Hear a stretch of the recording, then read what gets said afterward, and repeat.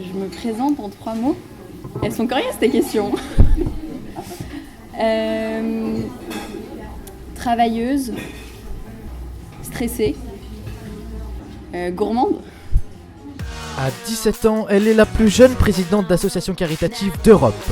Elle a fondé en janvier 2015 son association pour lutter, soutenir et sensibiliser les jeunes à la lutte contre le cancer des enfants. Forte de ses 215 bénévoles, l'association Aïda accompagne 149 familles à lever plus de 80 000 euros. Elle est jeune, elle est engagée. Voici Léa Moukanas.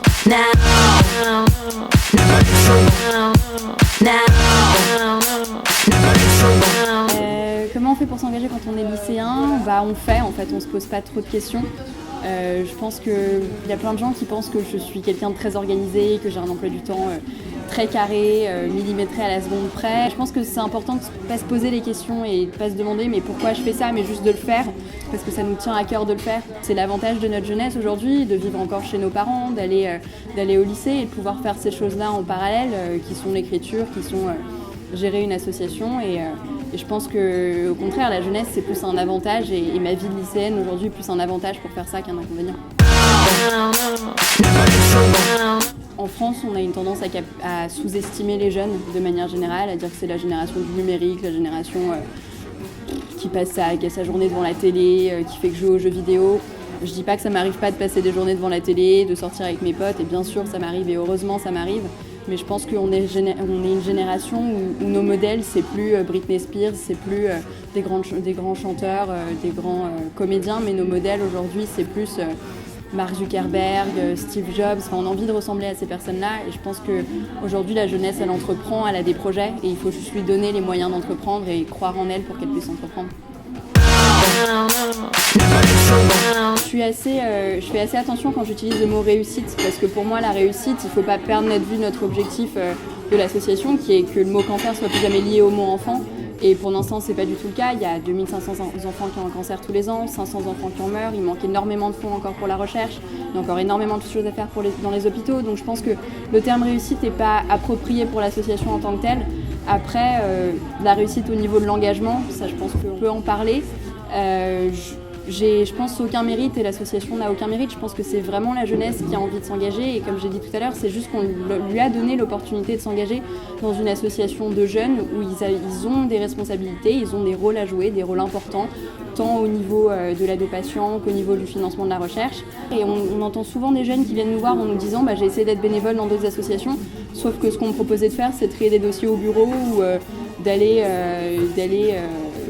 faire le gugus pour porter les couleurs de l'association, pour prendre des photos de moi et les mettre sur le site. Enfin, ça n'a jamais été des choses concrètes, des choses où on leur donnait des responsabilités. Et je pense que le fait qu'on ait 215 bénévoles aujourd'hui, c'est en grande partie dû au fait qu'on leur donne des actions concrètes à faire, qu'on leur donne des responsabilités et qu'on leur donne aussi des conséquences à assumer qui découlent de ces responsabilités-là.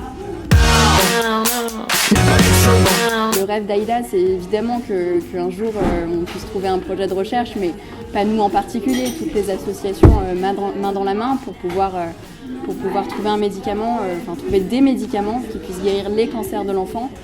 Ça c'est le rêve de toute association qui lutte contre le cancer, je pense. Après, évidemment, on aimerait étendre ce mouvement de jeunes à toute la France et puis au monde entier. Après, et aller à l'international, on a déjà des projets de créer des petites antennes au Liban et aux États-Unis qui sont en cours. Mais l'idée, ce serait vraiment de se développer à l'international et de faire naître et faire fleurir des mouvements de jeunes dans plusieurs pays.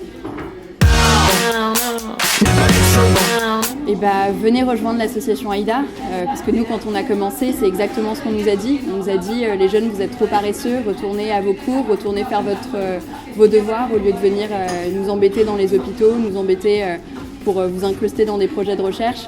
Et aujourd'hui, on est fiers, 2 ans plus tard, de recevoir des coups de fil d'hôpitaux qui ne voulaient pas de nous au début, de recevoir des appels d'offres à projets qui nous avaient été un peu refusés au début.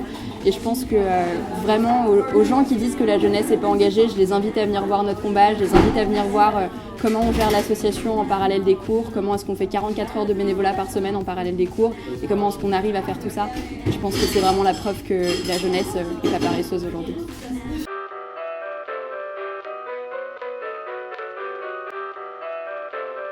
L'engagement, c'est la vie. L'engagement, ça permet de s'épanouir.